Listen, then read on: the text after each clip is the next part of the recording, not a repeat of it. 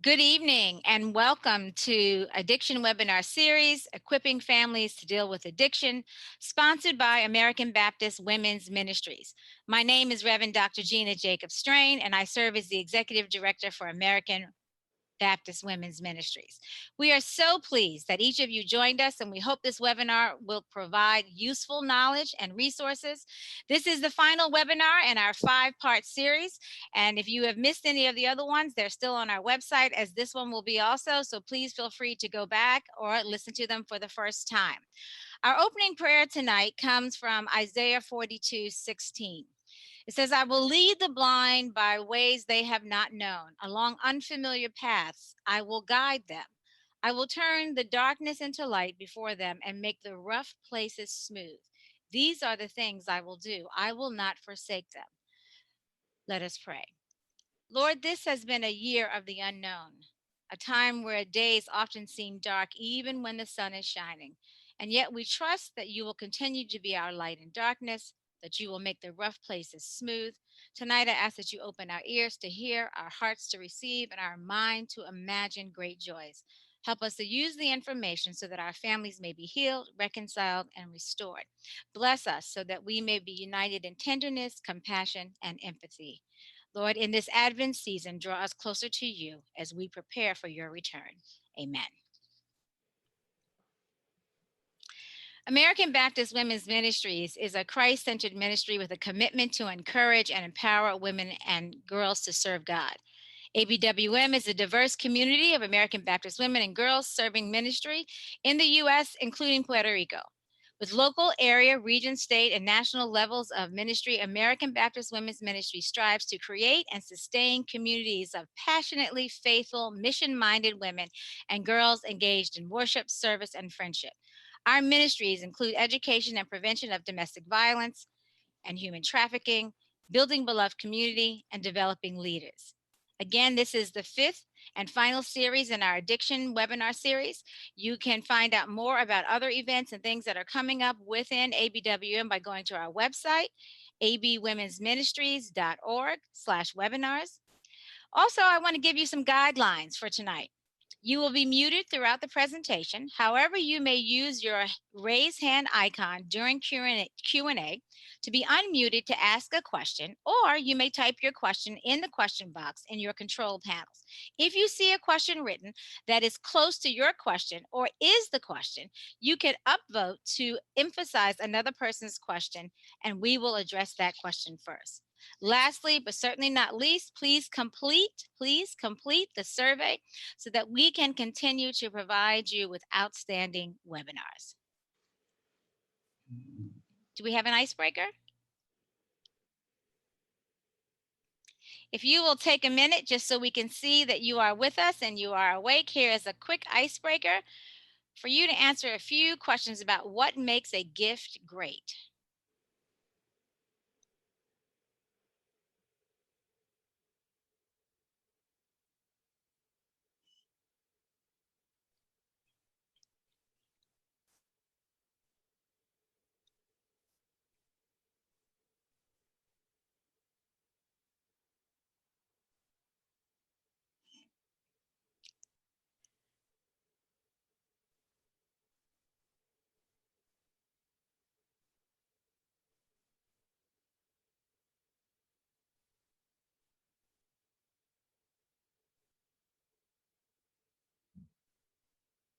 Okay, so it looks like the winner is a gift that you did not know you needed, but was exactly what you needed.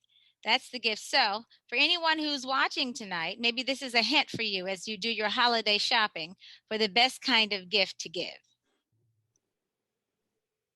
Okay, so I want to introduce our esteemed presenters for this evening. Marsha Lee Taylor oversees the organization's relationships with government agencies, elected officials, and key stakeholder groups, as well as all fundraising and development efforts.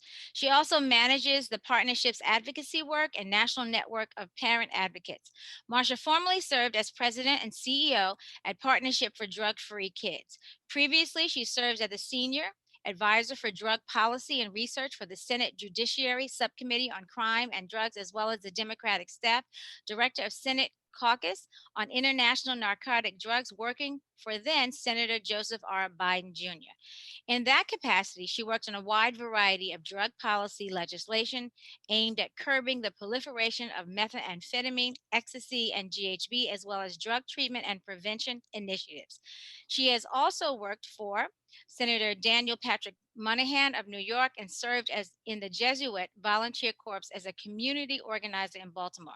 Marsha is a graduate of the College of Holy Cross, holds a master's degree in public policy from Georgetown, where she has also served as an adjunct professor. She serves as secretary of the board of directors of the United States Anti-Doping Agency. She and her husband, Jeff, are the proud parents of 2 daughters. Mary Ann Badenoch is a helpline specialist at Partnership to End Addiction. Marianne is responsible for providing direct services, clinical support, and supervision of specialists relating to working on the helpline. In addition, Marianne oversees the online support community program for parents and caregivers of teen and adult children struggling with substance issues. Marianne also serves as a subject matter expert for content development and e-learning coursework. Marianne has many years of clinical experience in psychiatric and substance use issues. She previously worked as a therapist at Summit Oaks Hospital, an acute care psychiatric and substance use hospital. She also maintains a small private practice specializing in substance and gambling addictions and working with both individuals and family members. Marianne is a licensed professional counselor in the state of Texas and New Jersey, a licensed mental health counselor in the states of New York and New Jersey. She is a member of the National Board of Certified Counselors and maintains a master's addictions counselor credential. She is also trained in gambling addictions and provides educational presentations and individual counseling on behalf of the New York Problem Gambling Council. And finally, Pat Awesome is the Associate Vice President of Consumer Clinical Content Development at Partnership to End Addiction. And this role, she develops services and resources relevant to the families they serve, distilling complex information from multiple sources into understandable and actionable materials for lay audiences like us. This entails curating information on current substance trends, risks, protective factors, ways to intervene in youth substance use, parenting skills, and how to find and access quality evidence-based treatment along with the continuum of care. She is a frequent spokesperson for the organization on topics including vaping, marijuana, opioids, medications to assist treatment, and co-occurring disorders, among others. In addition to an MBA in finance, Pat has her master's degree in counseling psychology and is licensed in New York as a licensed mental health counselor and in New Jersey as a licensed professional counselor with a master addiction counseling certification also. Prior to joining the Partnership to End Addiction, she was engaged in the clinical work at a psychiatric hospital, collaborating with psychiatrists to provide comprehensive treatment plans for adults and adolescent patients on detox, rehab, co-occurring disorders. She also supervised an intervention program for perpetrators of interpersonal violence at Jersey Battered Women's Services. We want to welcome our esteemed panelists tonight, and we are so looking forward to what you have to share. While the PowerPoint slides are getting up, I just want to say thank you very much, both to Reverend Jacob Strain and everyone at the American Baptist Women's Ministries for having us here tonight, and also just for taking the time to talk about this issue, which is so important. We're honored to be here, and we hope that we can be a resource to you and your families. I'll start before turning it over to Marianne and Pat by just letting you know a little bit about the Partnership to End Addiction. And if we could go to the next slide. So some important, the Partnership to End Addiction is the result of a merger of 2 of the largest organizations in our field. So we have a brand new name, but about 30 years of experience from both sides of the organizations coming together for this merger. And at the heart of all of what we do is really a focus on families. We're a national nonprofit, and our purpose is to empower families, to advance effective care, to shape public policy, and to change culture. And when we talk about families, we really mean that circle of people closest to an individual, the helpers who are helping someone through an addiction crisis. So we help the helpers and help families to find answers.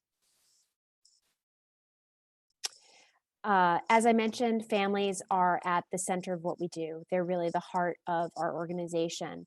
The next ring out is providers, and we want to make sure that those providers are equipped with the best information, the latest science, to really be able to help an individual, but also include families in their care.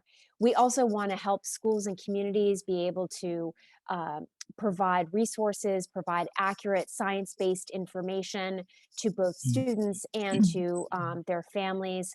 We want to work with researchers to find the best ways that we can advance our understanding of the disease of addiction, and really look for the best ways that families can be involved. And with policymakers, we advocate for change so that the systems can be more responsive to individuals' needs.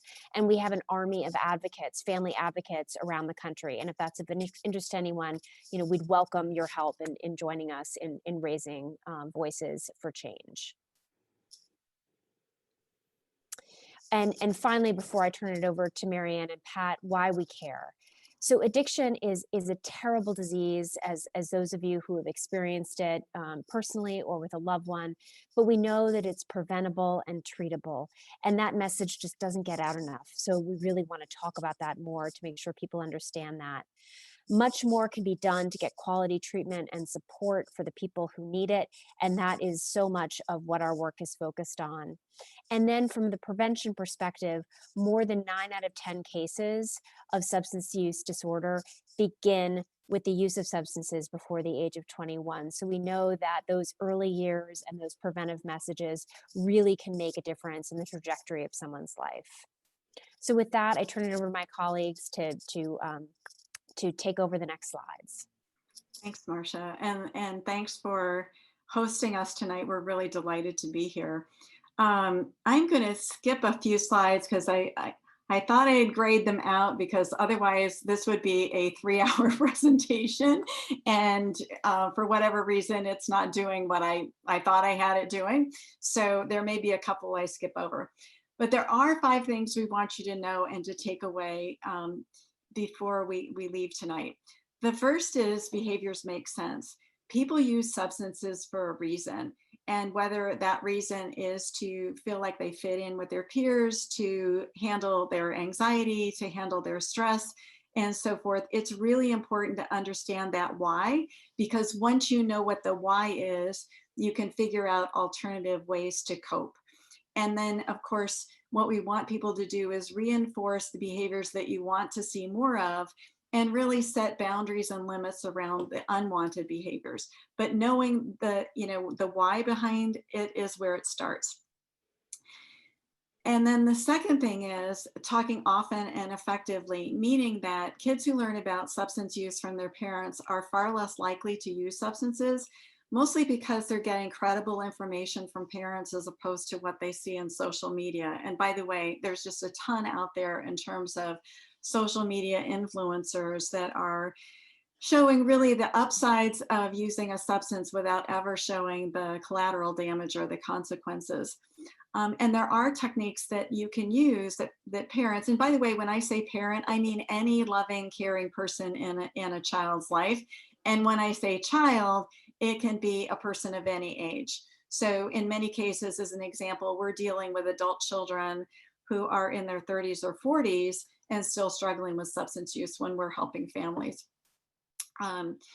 Acting early, so the less and the later someone uses, so as Marsha said, there's a huge drop off after age 21. If people wait till 21, and even better 25, when the brain is fully developed, there's a huge drop off in substance use issues. So the less someone uses, the longer they delay, the less likely they are to have problems in this area at all. And we really want to emphasize that it's a health issue as opposed to some other social or moral issue. And that if kids are using substances, there are proven strategies to help them get well and move towards well-being. And perhaps most important is that you matter. You really can make a huge difference in a child's life, regardless of the age of that child, in terms of how you respond. And it's also important to set expectations, especially with teens and young adults, as to what your expectations are, because more often than not, kids will honor them. So this is going to be the framework that we're going to look at some scenarios in a couple of minutes, but we wanted to give you this as background. So those are the things that I really want you to take away as you think through problems that you might face or that friends might face. So I'm going to skip over this stuff, because otherwise we'll be here all night.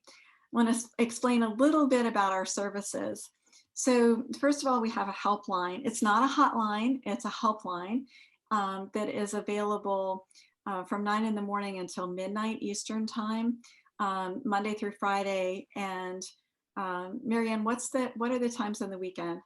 12 to 5 on the weekends, and also 12 to 5 on holidays. Okay. So it's 7 days a week.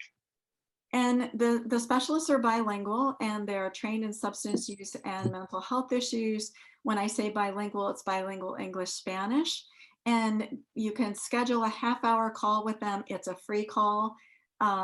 They are the most warm and caring people you'd ever want to come across. And many people have told us, you know, this is the first time they've ever shared anything about what's going on in their family, and then not feel judged about it. So they will listen to the story, they will figure out what do you need in that moment. And if it's just a listening ear, they provide that. If it's someone who can provide you with resources or direct you to appropriate resources, they'll do that. And you're welcome to call as often as you need to in order to get the help that we provide. The second is our website. It is chock-a-block full of information, whether it's helping learn skills to talk to your child about substance use, whether it's, you know, we've got like an opioid guide to help you if you have an adult daughter who's pregnant and using IV heroin. That's on our website.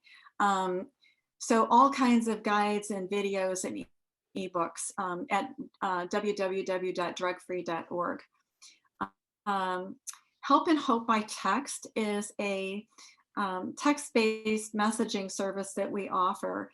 Basically what you do is you text the word join to 55753. Again, it's another free service, but you text join to 55753 on your phone, and you will answer a few questions, and then we will start to send supportive text messages and resource information directly to your phone, tailored to what you said in the assessment.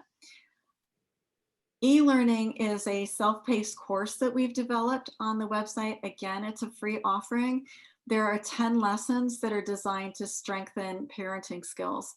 So it's everything from, you know, what do you do when your child's pushing your buttons, to how do you set limits with your child? How do you impose fair and effective consequences? How do you encourage behavior that you want to see? So that's in the e-lessons. And then we also have a peer parent coaching program. These are parents who have been there, as most of the people in our organization have had, they're connected in some way. We're all very passionate about this topic, but our parent coaches in particular have struggled with their own family issues related to substance use. They've been trained by our clinical partner, Center for Motivation and Change, and they will work with a person over the phone for 1 hour sessions. There are 5 1-hour sessions with a coach over the course of 5 to 6 weeks. And really, they're there to listen. They're there to talk about their own lived experience if that's relevant and helpful, but also to point you to appropriate resources. And then me see if I can get to the last one, but not least, is our online support community. And these are online gatherings. They're hosted by our peer parent coaches. Marianne, I'm sure we'll touch on them in a little bit as she talks about one of the scenarios, but it is really quite remarkable to see groups of parents coming together to talk about the issues that their children are facing and to really be solution focused. So it's not a situation where people are coming in and just lamenting about everything that's going wrong, but rather really seeking to figure out, what can I do differently in this moment? And it may be doing something for your child. It may be doing your own self-care. So that's the online support community. And again, all of these services you can access by going to the website, to drugfree.org, and there is information on how to access each and every one of them. And again, free and confidential services. I'm just going to mention one quick thing about the helpline, because especially during the time of COVID, this has been really important. Not only can people call to schedule, they can, you can text in. You have 3 different options for communicating with a helpline specialist, especially as people are home now with kids around everywhere. You can talk with somebody on the phone, but you can also text with a helpline specialist to get help, and you can also email back and forth. So there are several different ways that you can communicate with a helpline specialist. Thank you, Marianne. That was a great clarification. So next, I wanted to talk very briefly about how we think about the continuum of substance use, because every family is different. And by the way, kids in the family might be in different places. So depending on the age of your child and what their experiences are, you may have different situations to address. So the, well, now my computer doesn't want to add, there we go, early childhood, right? So the thing that we want to think about in early childhood is really getting kids off to a healthy start, and really understanding, that when you take your vitamin, you take what's given to you, you don't take anything else, and some very simple, straightforward things like that. Then we come to non-use. So this is where kids haven't had any experiences with substances whatsoever. And of course, the mantra here is to reinforce that and to say that that's making a good choice. Next is non-pattern use. So this would be what you might typically think of as experimentation, where someone's beginning to, maybe they've picked up a vape pen, or they have tried a can of beer or something like that. Pattern use is where you start to see frequency and habitual use. So, and it might be, when I'm with this group of friends, this is what I do, or it might be, every Friday night, I kick back with some friends and drink beer or what have you. So, but it starts to set up a habitual pattern, and that can lead to problematic use, where you begin to see more and more problems develop. And we'll give you a sampling of that in a minute. That's not to say that there isn't any harm in using non-pattern use or pattern use. But certainly in problem pattern use, it really starts to show up more frequently. And then you have what's known as full-on addiction. And this is where typically people start to experience a lot of relationship problems. They're not fulfilling their responsibilities. And they can have a dependence on a drug, where they have physical symptoms if they're not using it, and things of that nature. And then lastly, recovery. And I think the most important thing we can share about recovery is that that too looks different for everyone. I think it used to be very synonymous with abstinence, but what we're seeing are people that actually learn to moderate their substance use, or especially with opioids, they'll stop using opioids, but they'll still use marijuana. And we want to encourage that they continue not using the opioids. And so if they move in any direction toward well-being, that's a win as far as we're concerned. So I'm going to skip over our early childhood scenario and go to non-use. And Marianne's going to take you through this particular scenario. Yeah, thanks, Pat. So we've got 3 different scenarios that we're going to go through. Really, pretty much what you'll see is on the continuum, this is a non-use situation, and then we go into Pat will take somebody that I forget where they're at, but are they in a pattern use? Yes. Okay, and then we go to a person that's in full-blown addiction. So what we're doing is taking that wheel, which is really a great image to help people remember how to think through situations. And that's really what we teach at the partnership as well. And so in this situation, we have Teresa.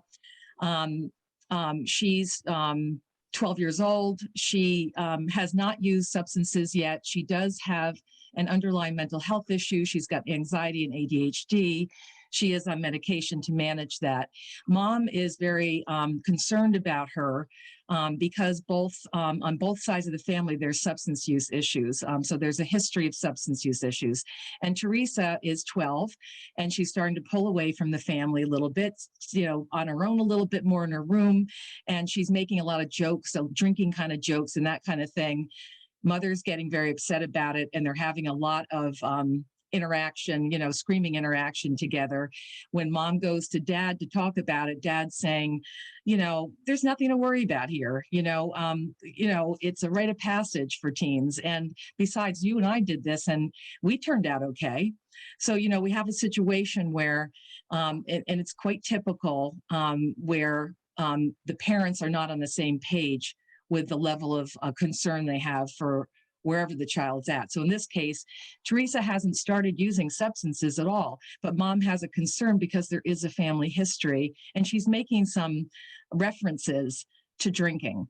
And so we start looking at behaviors make sense. We start thinking about that teens tend to be risk takers by nature. And so we want to start thinking about, what it is that we want them to be doing and have stimulating activities and other things besides using substances, and in addition, we might want to talk with mom about, what are her concerns? Why might Teresa be bringing up issues about even making jokes about drinking? Is it because she's feeling some pressure at this point from friends? And so it's kind of seeking to understand what might be going on for Teresa right now and how to engage with her. So really how we would work with mom and hopefully dad was to help the parents kind of get on the same page for how they might want to approach the situation with Teresa. One of the things that's so important, when we talk with our kids about, you may not be tall because we're all short in the family, right? We talk about, we might even talk about, hey, be careful with that. We have diabetes in the family. But one of the things that we don't talk about a lot are that we have a family history of mental health issues, or we have a family history of addiction in the family. And this is just as important to talk with a child about as anything else that's familial. So getting comfortable with having that discussion with her would be important, and that's what we would help mom and dad with, and also helping them kind of talking to them about best ways to engage in more constructive type of conversations with Teresa. Really monitoring her actions too, monitoring the medications that she is taking to make sure she's taking them regularly. But also it's a time to really think about making sure that any substances in the house are under lock and key, as well as other prescription medications. It's a time to just secure the home environment. We might, one of the other things that we'll talk about is forming that connectiveness with her right now, really drawing her back into the family fold, finding things to do together, really creating that close relationship becomes really important, because if that's kind of happening on a regular basis, when you have to go in for those tougher conversations, you already have that foundation in place. When you do need to have a difficult conversation, or one that she may not want to have as much. So next slide, what we just wanted to kind of point out some of the materials that we have that might be helpful for a person like Teresa's mom and dad. So if they went on the website, they would see that we have a wonderful guide called the Parent Talk Kit. It really gives some great real life talking tips on how to approach your child, how to have conversations with your child, especially the ones that aren't so easy. So it's really a practical type of guide. A co-occurring disorders guide, certainly because Teresa does deal with some underlying mental health issues. It really talks about teens and young adults with mental health and also being at a higher risk for substance use issues. So it's a terrific guide. Pat had a great hand in developing this, and it's really great. The other thing, we have the online skills building course that we talked about a little bit earlier. That would give mom and dad some real hands-on approaches for how to talk with Teresa. They would actually apply their own situation and integrative, interactive exercises. And then last, we talked about our Help and Hope text messaging program. If you send PREVENT to 55753, parents would get automated messages on a regular basis, and that would really just help kind of reinforce some of the things that they've been learning on a daily basis.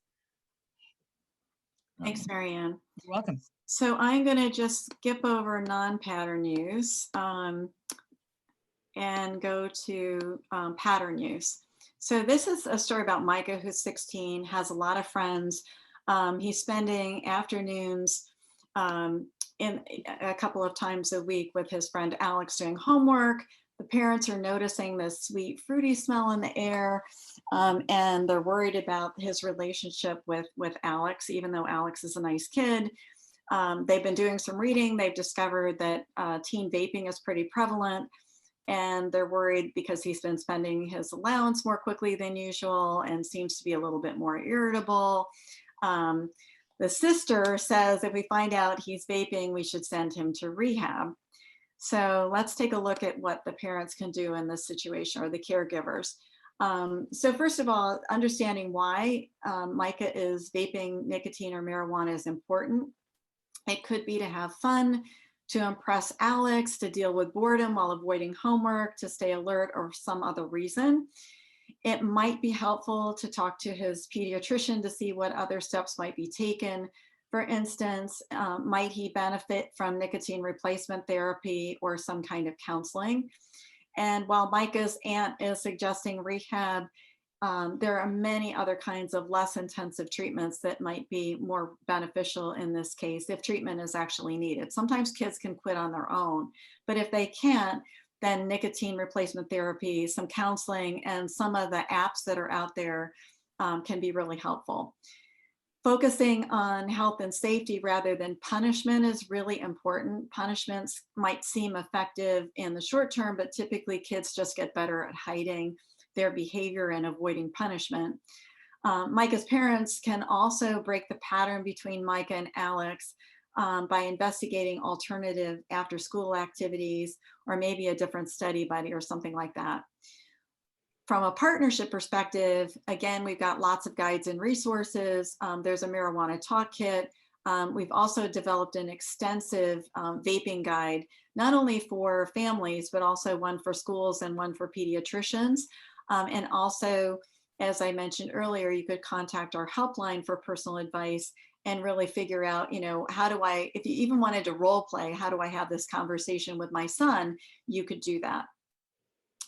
So I am going to skip to a more severe substance use disorder and let Marianne take that scenario.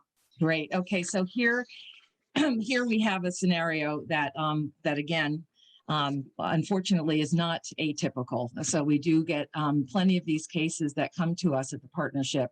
This is 29-year-old son, Greg. He's been using heroin for the last 3 years. He's had 2 overdoses, and he's been in rehab 3 times, but he's still very reluctant to go to rehab because he says it doesn't work. And probably due to the issues that he's been having, he doesn't have a job, so he doesn't have insurance. And so basically the parents will, they come saying, we don't know what to do. We've had it. We're done. We hear that a lot. My husband wants to kick him out, but I don't feel right about that. I don't agree with it. So we have that disparity with the parents.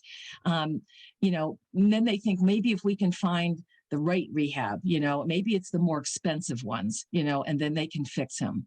because that's what we want. We want to fix them. So again, using this wheel, behaviors make sense when a person's been engaged in this type of substance use issues chronically like this. It's hard to know what's motivating them at this point.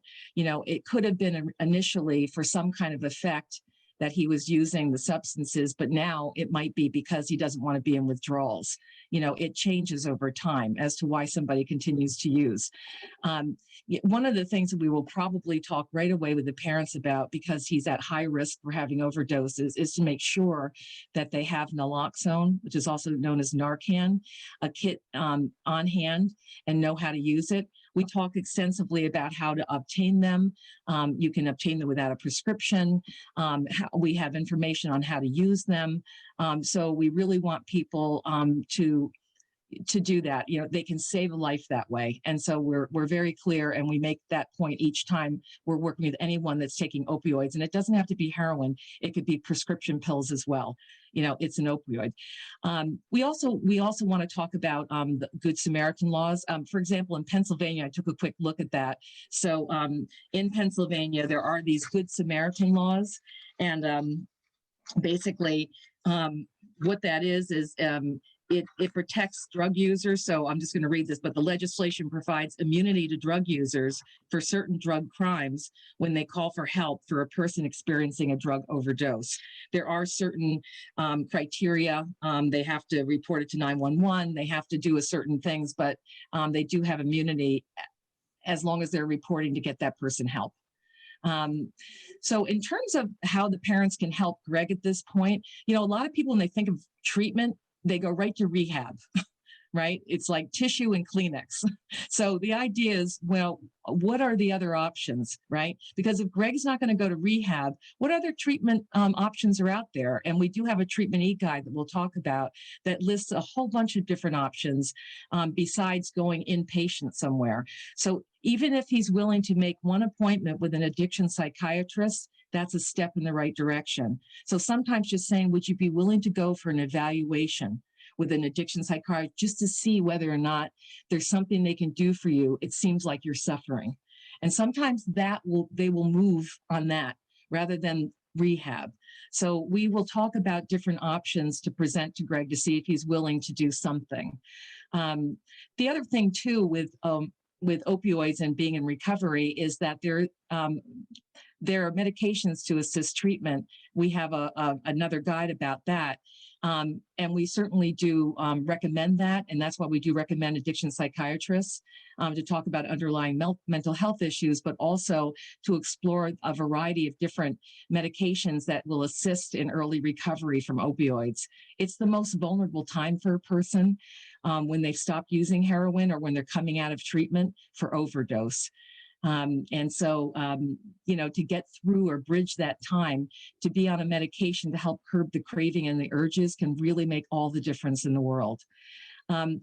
Parents like these, they're so burned out. We see them all the time. The online support community is certainly a wonderful place for them to go, just to be with other parents and to get some support and be able to talk about this and learn self-care and learn also about what they can do to help their son. So it's really there for them as well, just to get that support. And they will often say, this is a lifeline. It's a lifeline for us. We hear that all the time. So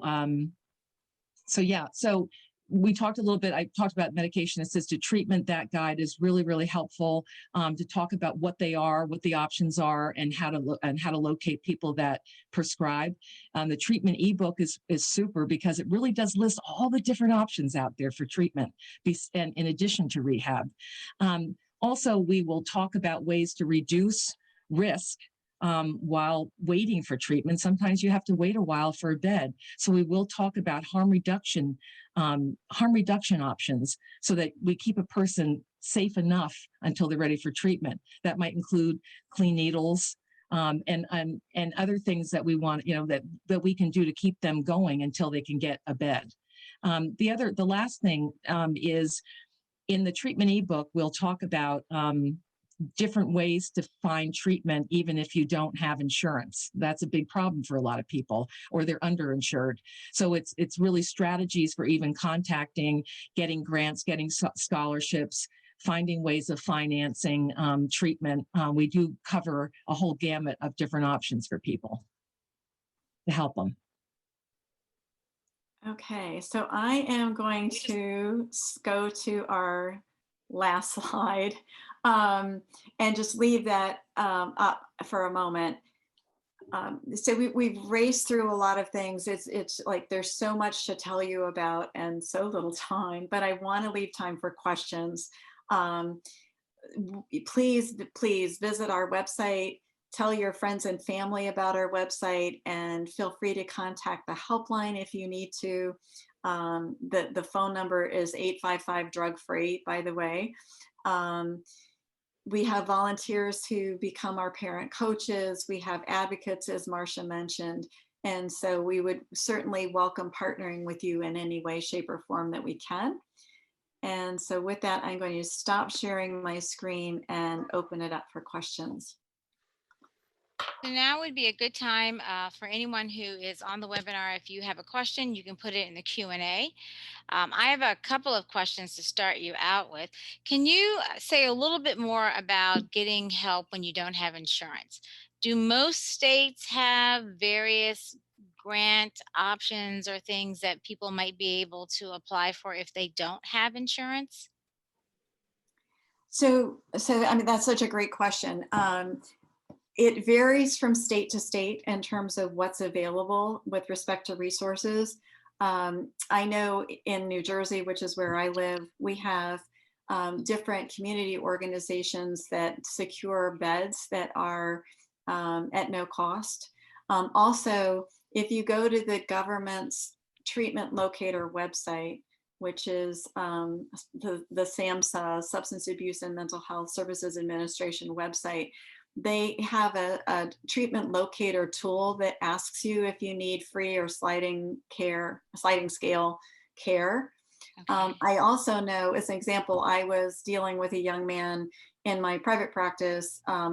This was maybe 4 or 5 months ago, who did not have insurance. And so he and his family were trying to figure out how to pay out of pocket. And he called the place and they gave him a price. I said, call them back and tell them you don't have insurance. And they cut the price in half. And I know a lot of the treatment facilities will have scholarships. They will, if you ask for a discount, most of them will go at least 10%, if not more. Some of them have arranged for some kind of financial agreement with a financial institution so that you can have a payment plan. So there are different ways to go about it. And then, of course, there is like the Salvation Army and some other organizations like that that will provide treatment in exchange for, you know, you're working in their warehouse and facility. Ah, okay. Can you say, I heard a term tonight that I hadn't heard before, which is co-occurring disorders. Can you say a little bit more about what that is? And also, I noticed, we've noticed that you're saying substance use and not substance abuse. And so can you say a little bit more about that as well? Okay, so yeah, go on. So I'll jump in. Which one do you want to do, Pat? It happens to be my favorite topic ever because it's so prevalent. So co-occurring is also known as comorbid, also known as dual diagnosis. But basically, it's whenever substance use shows up with anxiety, depression, bipolar disorder, schizophrenia, ADHD, any other kind of mental health disorder. And it's so very critical that people who are experiencing both issues get treated by have an integrated treatment plan, which means that the team is experienced in both topics, that they are treating both simultaneously. It used to be, and it still is true in some cases, that people will say, well, I'm not going to deal with your depression until you stop using substances. That's not evidence-based care. You need both.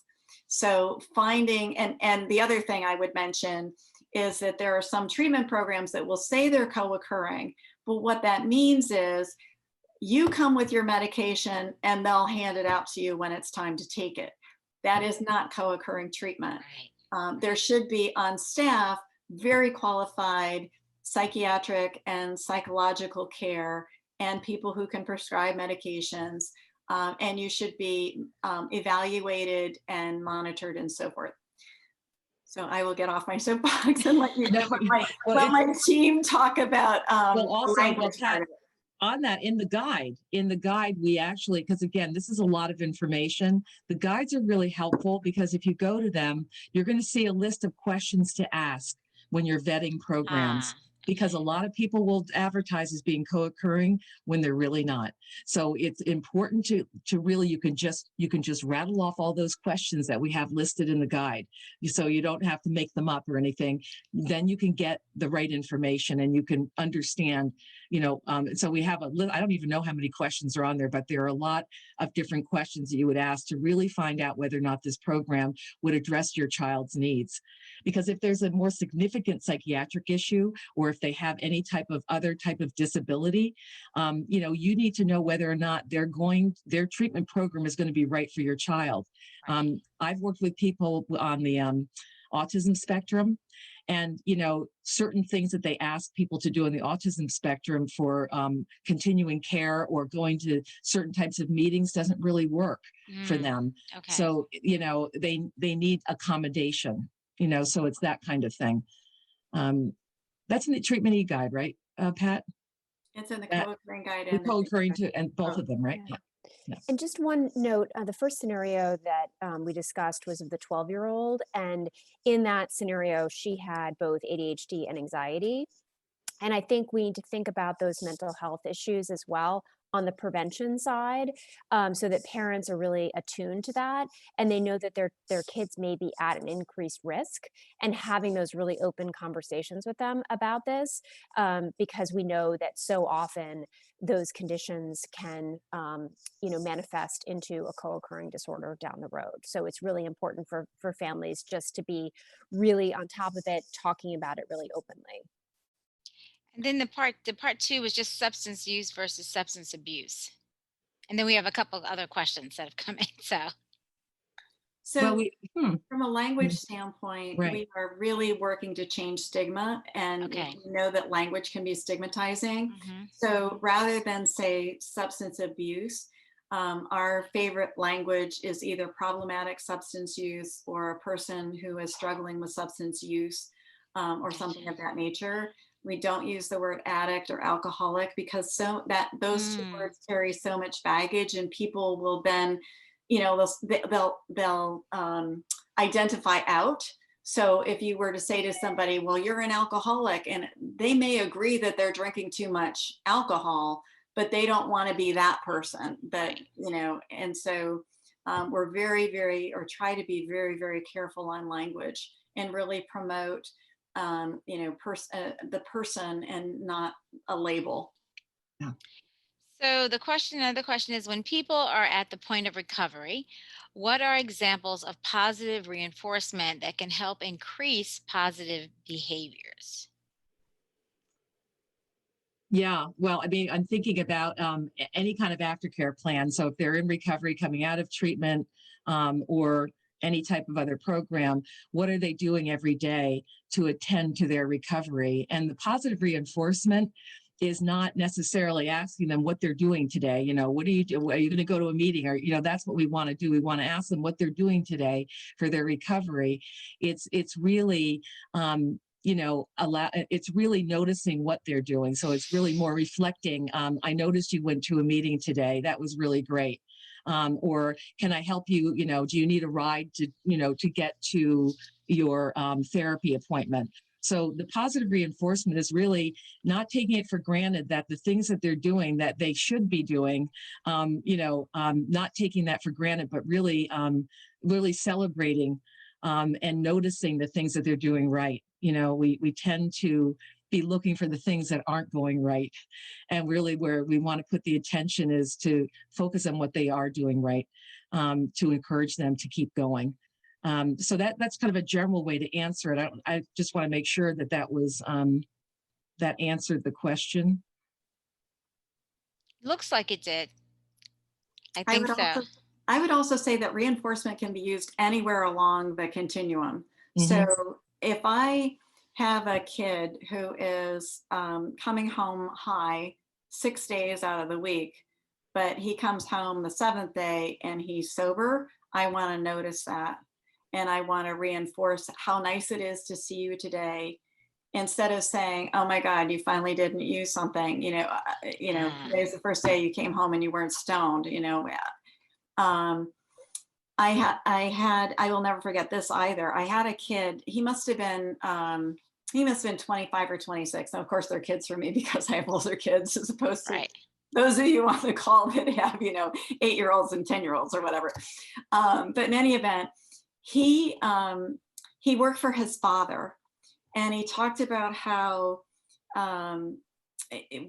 before he got help and before he actually went to rehab and got some help, he would show up late for work if he showed up at all, working for his dad. His dad got really ticked off about it, but that was what was going on. And so he came home. He was working a program where he was seeing his, making his therapy appointments. He was going to 12-step meetings. He was very attentive to his family. He was cleaning up after himself, and he was showing up on time every day for work and doing an exemplary job. And I'll never forget, because he was almost in tears with me, because he said he hoped that his father would notice and just say, it's really terrific to have you here with me side by side and working. And instead, his father said, "What do you want? This, grow up. This is what you're supposed to do." And it just deflated him so much. Yeah. And so it would have been such a different reaction just to flip that a bit. The other thing I would say, by the way, is I do know families who will put carrots out there. So their child may not be doing the happy dance over continuing care after going to a treatment program. And they may think, I don't want to do this. This is a waste of my time, and so forth. So I do know families who will say, if you complete X, whether that's going to a 12-step meeting, another kind of support group meeting with your psychiatrist, playing, learning a new sport so that you're doing something healthy, going to the gym, whatever it is, then I will give you something that is reinforcing to you. Okay. And it has to be reinforcing to that child, not reinforcing to the parent. I'll be the first one to say that, my husband, when we would talk about our kids and reinforcement, he'd say, "I will take him for a bike ride." He loves bike riding. He will ride for 100 miles at a clip. My kids hate bike riding. If you talked about guitars, they would like to play a guitar or learn a song or sing music or something, but they're not going to get on a bicycle and pedal down the street. So reinforcers have to be in the eye of the beholder. So we have, this will be our final question. It has many parts to it, so I'm going to read it in full. It says, "I have a sister who is 59 years old, living in Philadelphia, and she needs a place to go for rehab. Not a place that she goes to during the day, but to be sent away. She infected my mother with coronavirus. Once her confinement was over, she was back in the streets, getting high on crack and alcoholic beverages. Please help," with an exclamation point at the end. Okay. So I'm curious as to whether she has Medicare. Is she on Medicare, Medicaid, any disability, anything like that? So that could make a difference, by the way. So in other words, if you go to and I can put SAMHSA in the chat so you can see what it is. It's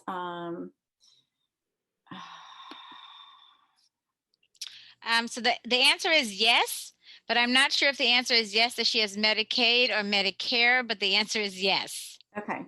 So if you go to, I just put this in the at least I thought I just put it in the chat. There is the SAMHSA, samhsa.gov, and it has a treatment locator, and you put in your criteria. You put in age, you put in whether you have Medicare, Medicaid, whatever. She has Medicaid. Okay, so you put in Medicaid, and then you ask for residential treatment. You also talk about if there are other issues, whether it's other mental health issues and things like that. You put that all in there, and it should give you a listing of resources that will be helpful. Alternatively, if the person that asked the question wants to call our helpline and just get some guidance from our helpline staff, they would be willing and able to walk you through that and help you find a place that could be helpful. Can you give the website again? Because we did. It's www.drugfree.org. And then the other one, the other website that you gave, SAMHSA, I think you said. Can you give that one again? Yes, it's www.samhsa.gov. Okay. .gov. Yeah. And our helpline number, I just want to give up the helpline number again. Sure. We mentioned it before, but it's 855-DRUG-FREE. Right. Because the one last just quick note about that is we can be talking about treatment, but it doesn't mean that this person's going to be voluntarily willing to do that. And so we know that it may not be something that they're willing to do right now. So the helpline specialist can talk with you about a plan, even though they don't want to go to treatment right now. What can you do to put better boundaries in place, secure your living situation? Because it sounds like that needs to happen, and they can help you put together a little game plan for how to do that, even if this is your sister, I think, even if she doesn't want to go to treatment yet. There are still things that you can do to start kind of taking control of it and taking care of yourselves a little bit more. Okay, we're going to turn it back over to Wendy. Thank you so much. This was really a lot of wonderful information, and I know that we need hours to take it all in, but I think this is a good starting point for us so that we know where resources are. Thank you again for having us. It was great to be with you all tonight, and we look forward to a continued relationship with you all. Thank you. It was great. Thank you again, Mary Ann, Pat, and Marsha. We greatly appreciate the information that you have given us tonight. And thank you for the attendees for joining us tonight. Following the webinar, you'll receive a survey to complete. Please complete the survey as we rely on input as we plan future gatherings. We invite you to join us at our next AB Girls gathering. The National Leadership Team of AB Girls is hosting a hangout for girls in elementary school through high school on Saturday, December 19th at 3 p.m. Eastern Time.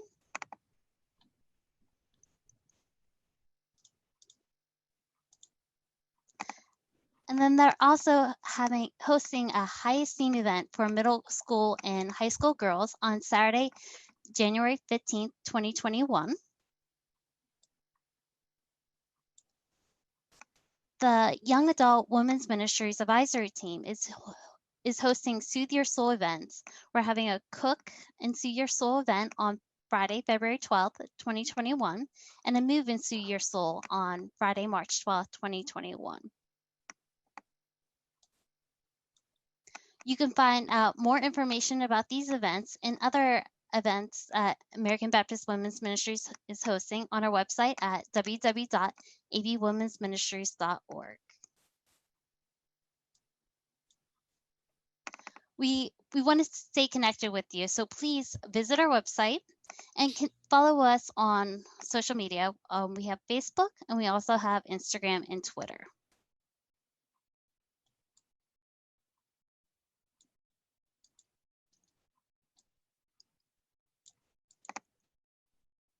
We hope that you enjoyed this webinar, and if this webinar has been a blessing, has been informative, we ask that you consider giving a gift to American Baptist Women's Ministries.